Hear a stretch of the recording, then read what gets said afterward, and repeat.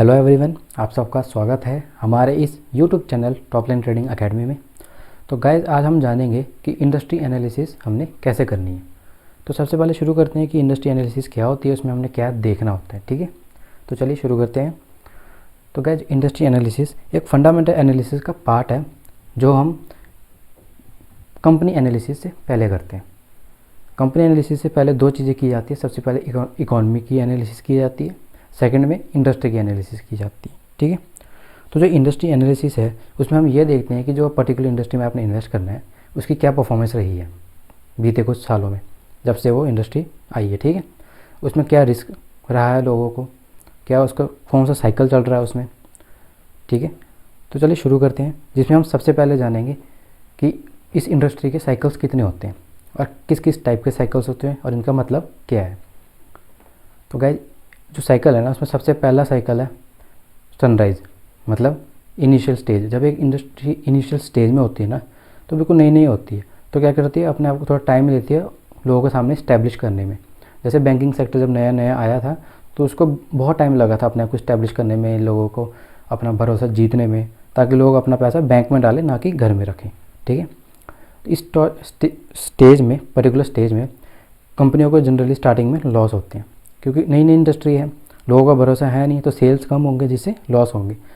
लेकिन अगर कोई इन्वेस्टर इसमें इन्वेस्ट करता है तो उसका रिस्क भी उतना ही रहेगा जितना उसका रिटर्न रहेगा। मतलब जनरली रिस्क बहुत हाई होता है, क्योंकि नई नई इंडस्ट्री है, कब को पता नहीं, कल अगर वो इंडस्ट्री ख़राब फेलियर मानी गई तो वो सारा पैसा उसका डूब जाता है। तो इस स्टेज में जनरली इन्वेस्टर को ये ध्यान देना होता है कि भाई मेरे को कितना इन्वेस्ट करना चाहिए और इसकी क्या आगे क्या फ्यूचर है अगर ये पास हो जाता है इंडस्ट्री को।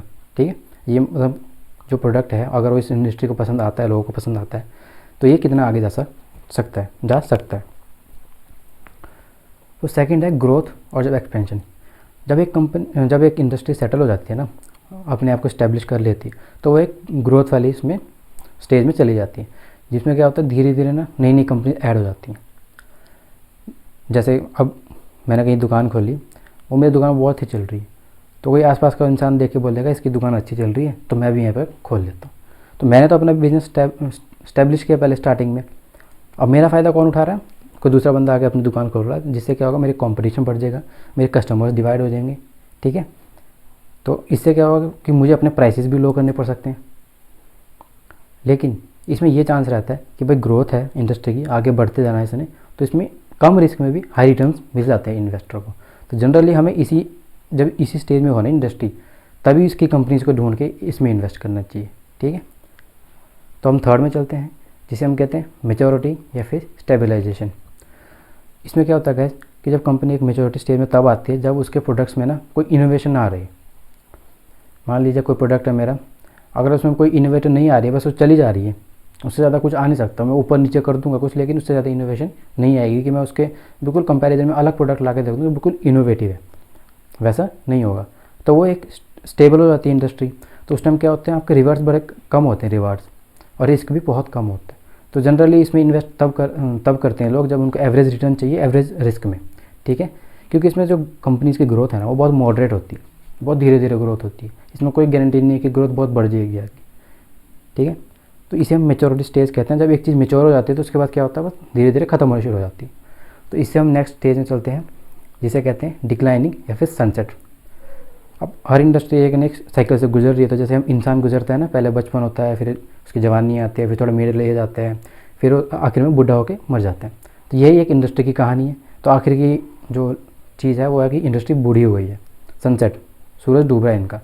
तो क्या होते हैं कि इसमें जो प्रोडक्ट्स हैं ना कंपनी के, वो पॉपुलर नहीं रहते हैं। अब वो इसकी किसी काम के नहीं है, उसकी जगह कोई और नई कंपनी, नई इंडस्ट्री आ गई है जहाँ पे ज़्यादा लोगों को पसंद आ रही है वो चीज़, है ना। तो ये इंडस्ट्री धीरे धीरे डूबती जा रही है। और ये होता किस वजह से है, जनरली पीपल के जो है, लोगों के हैबिट्स जो हैं वो चेंज हो जाते हैं, पॉलिटिकल चेंज हो जाता है, इन्वायरमेंटल कुछ फैक्टर्स आ जाते हैं, लॉज चेंज हो जाते हैं। तो जिसकी वजह से एक इंडस्ट्री को थोड़ा थोड़ा धीरे धीरे ख़त्म हो जाना पड़ता है। जैसे स्टार्टिंग में CD ड्राइव आई थी, है ना, वो ख़त्म हो गई, फिर क्या आया, छोटे मोटे पेन ड्राइव्स आए, मेमोरी कार्ड्स आए, तो अब पता नहीं आगे क्या ही आना है। तो वो चीज़ करके धीरे धीरे प्रोडक्ट है इंडस्ट्री की सनसेट डिक्लाइनिंग शुरू हो जाती है, बूढ़े होकर वो मर जाते हैं। तो इन चार चीज़ हमने कंक्लूजन क्या सीखा कि भाई जो हमें जिसमें भी इन्वेस्ट करना है ना, सबसे पहले तो ये देखना है कि भाई ये इंडस्ट्री कौन से स्टेज में है। कहीं ये इनिशियल में तो नहीं है, कहीं ये मैच्योरिटी में तो नहीं है, कहीं ये डिक्लाइनिंग में तो नहीं है। ये 3 हमारी रिस्की हैं कि इसमें पैसा बिल्कुल नहीं मिलना। जो सेकंड स्टेज है हमारी ग्रोथ या फिर जो एक्सपेंशन होती है, वहाँ पे हम आराम से इन्वेस्ट कर सकते हैं, क्योंकि उसमें रिस्क हमें ज़्यादा मिलेगा एंड मतलब सॉरी रिवॉर्ड्स आपको ज़्यादा मिलेंगे और रिस्क आपका बिल्कुल कम रहेगा। उसमें भी आपको ये कंपनी ढूंढनी है बढ़िया कंपनी एनालिसिस करके। ये नहीं कि आप कहीं सारी कंपनीज में इन्वेस्ट कर दें फिर बोलने हमारा तो पैसा डूब गया। नहीं, सबसे पहले जब इंडस्ट्री चूज़ करने के बाद आपने कंपनियाँ ढूंढनी है कि इनमें से कंपनीज कौन सी अच्छी हैं। हर कंपनी अच्छी नहीं होगी। तो गाइस आज के लिए इतना। हम सेकंड पार्ट में ये जानेंगे कि भाई इंडस्ट्री को इकोनॉमी कैसे इफेक्ट करती है, उसमें entry barriers, exit barriers, buyers का और सेलर्स का क्या हिसाब किताब रहता है, वो हम सेकंड पार्ट में जानेंगे।